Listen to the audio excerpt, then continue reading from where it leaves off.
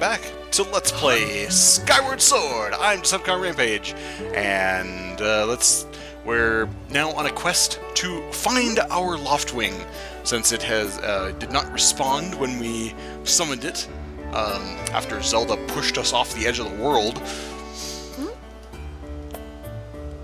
And so that's another one of the Academy students, and she recommended that we go see Pippet and see if, because he's an upstanding, cool dude, and he's looking out for the underclassmen. Hey, there he is.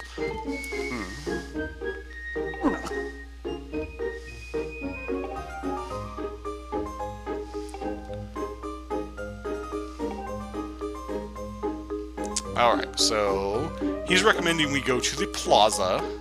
So, oh, wait, did I miss the double doors already? I think they were... Nope, never mind, they're over here. I get a little turned around sometimes in the academy. It's also been a long time since I've played this game, so... I think I played it like 3 times back to back when I first got the game at launch, and... Okay, we got this little kid over here, and we'll help him out. He's trying to unleash a sky stag. Be like, hey, there were some rubies in that tree too, frozen in the air. There they are. It's a nice fiver.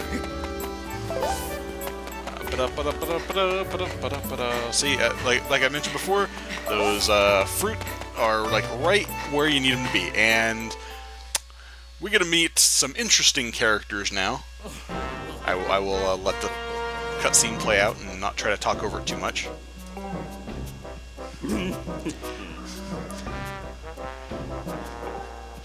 Oh, Captain Pompadour.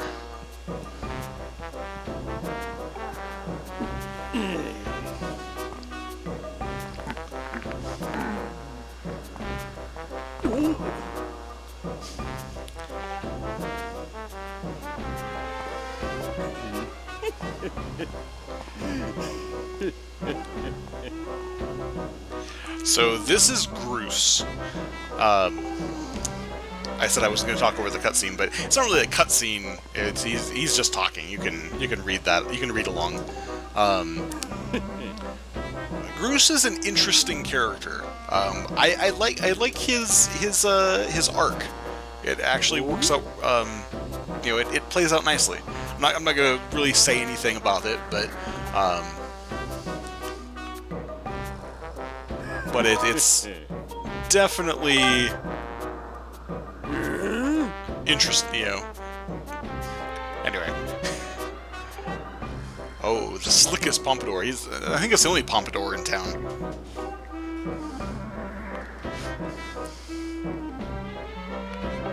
Man, what's with all the pointing, man? Come on.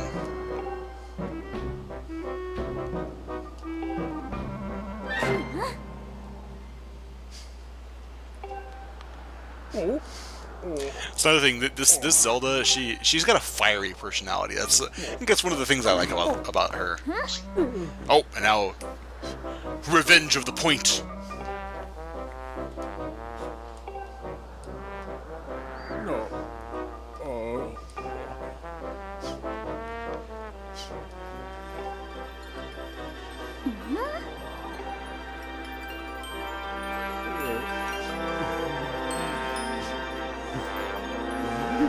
This guy, man.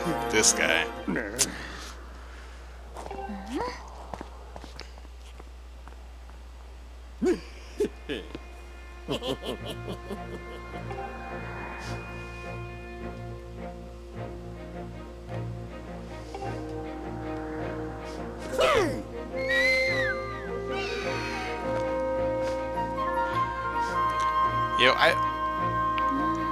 Well, I know that they're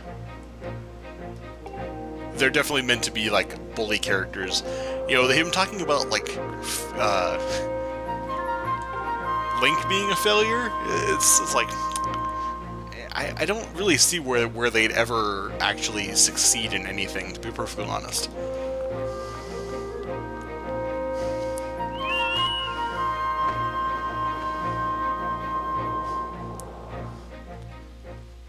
Okay, so now that we've had our little meeting with Groose and his cronies, we can continue on our way here. Let's check in with. I think her name's Oriel.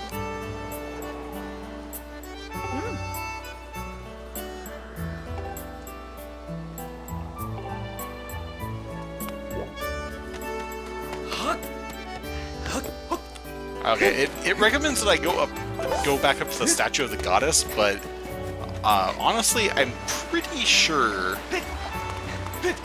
that you have to go up here first to trigger that. Let's talk to the old guy over here.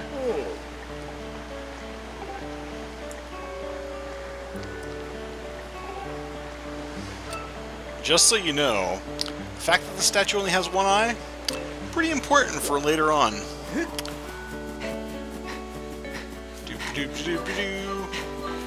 Hiya. Oh, what's this? Ah. But unfortunately, we can't get through. What does the sign say? No kids allowed. I don't think I can call myself a kid. I'm more like a teenager. Not exactly the same thing. Oh, oh.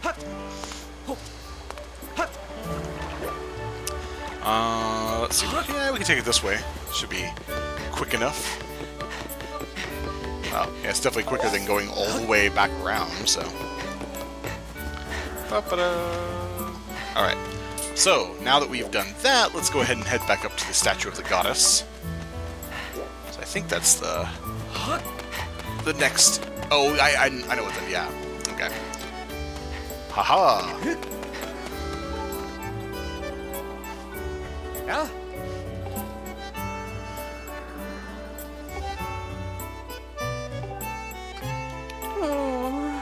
Oh, he was acting all suspicious like.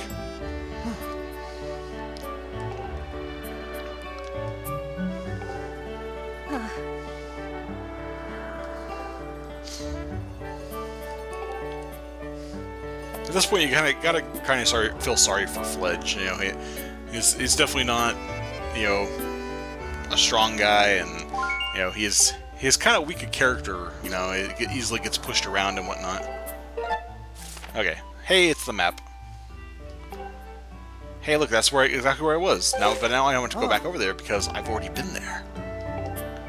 I cheated the system. Ha ha ha. Hey, don't worry about it, Fledge. You know. So let's go in the sparring hall, because there's bound to be a sword in here. I would assume. I'm just gonna go back and get the stupid sword. I'm not gonna talk to the guy. Haha! I found a chest. Haha! Oh yeah, practice sword. Even as a practice sword, it's still quite sharp, from what the description says.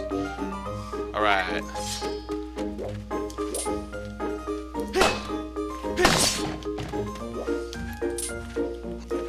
Yeah.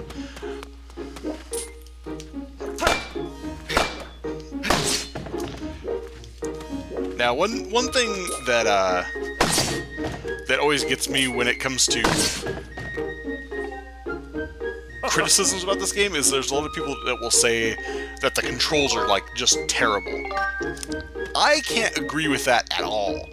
As I was talking about earlier, I played this when this game came out. I played it like 3 times back to back, and well, yeah, there's a learning curve to it.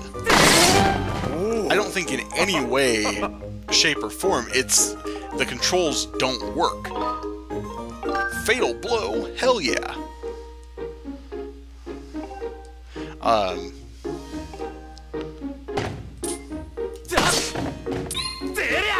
Oh yeah, there we go. That's so awesome.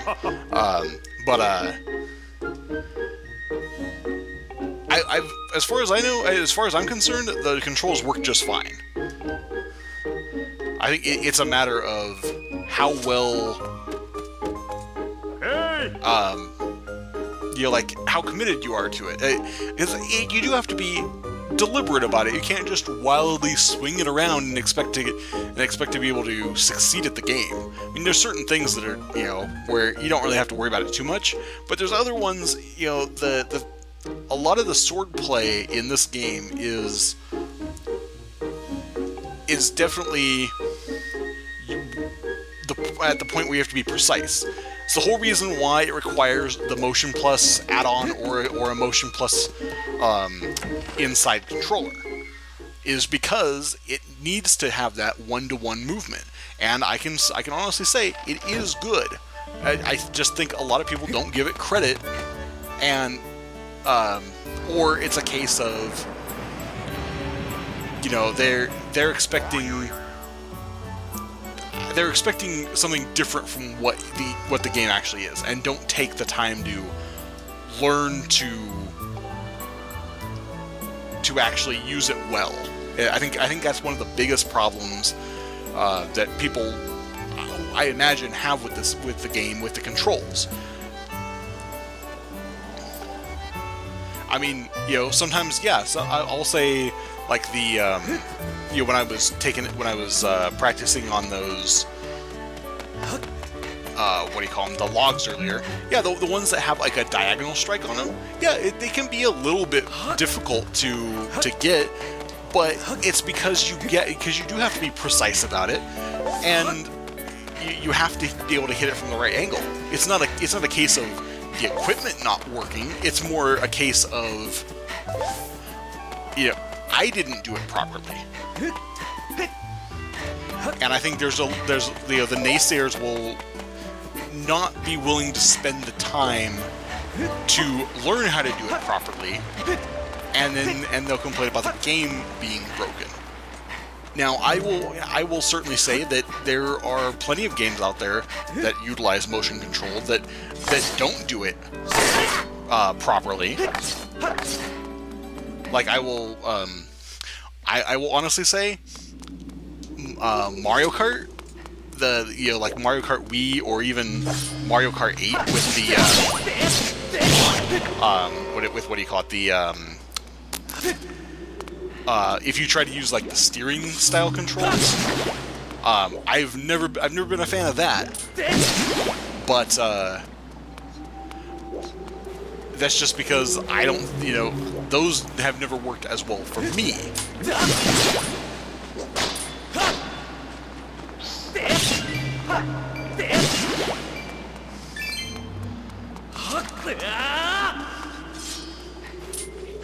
But I also don't prefer to ow! I thwacked my hand on my desk. Wasn't being careful enough. What's this up here?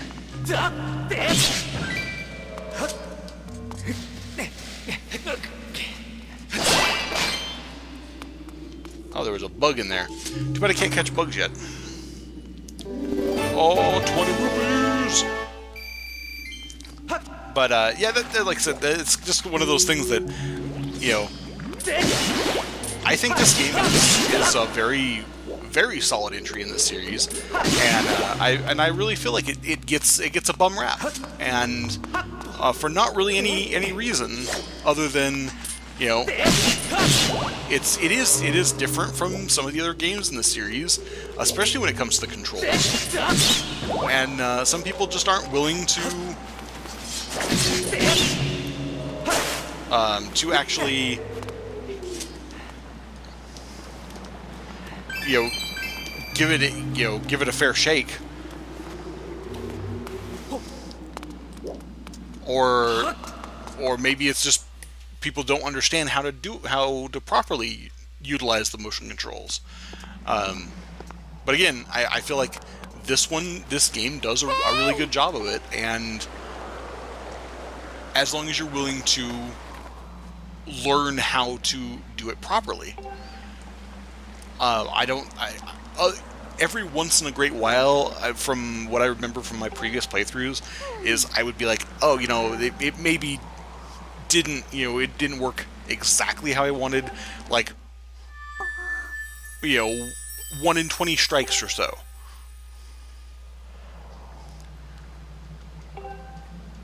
It may, and a lot of times it could just be a case of it fell slightly out of alignment, because they do require calibration, but very, very seldom have I ever run into a problem with that where it actually did cause an issue. So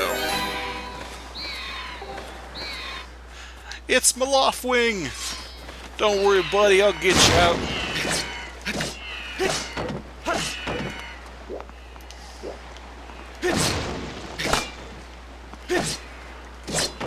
See? Very nice, precise strikes. Exactly where I was trying to hit. And it's just because I understand how you're supposed to do it. I mean, there might be some people that go, well, yeah, I know how to do it, and it never worked for me. It's like, I'm not saying that certain, there are some people that might have run into problems and just didn't give it a chance after that. But anyway, I'm gonna shut up about the controls at this point. But again, it doesn't seem fair to me that a lot of people are really harsh on this game, especially when it comes to the controls, and it gets a bad rap because of it. But anyway, I think we will go ahead and at this point we should get to go flying.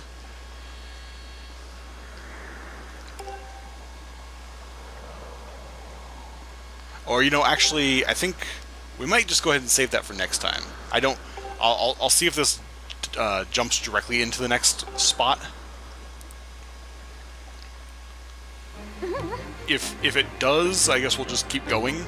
But if it doesn't, then we'll go ahead and end here.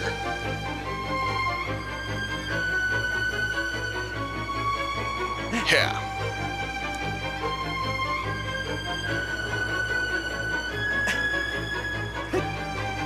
Oh, I guess I don't get an option.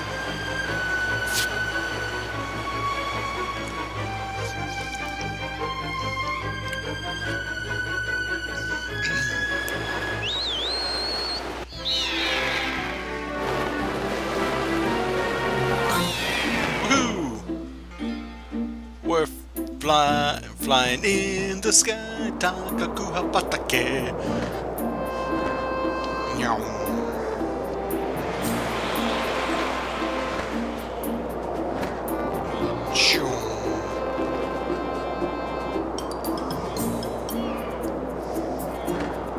Yeah, this I will say this is one spot that I don't think works as well as it could for motion control. I know I just said I would be like, yeah, I don't need to. I'm not going to go on about the controls, but I do feel like the loft wing parts are a little bit lackluster, but it still works well enough.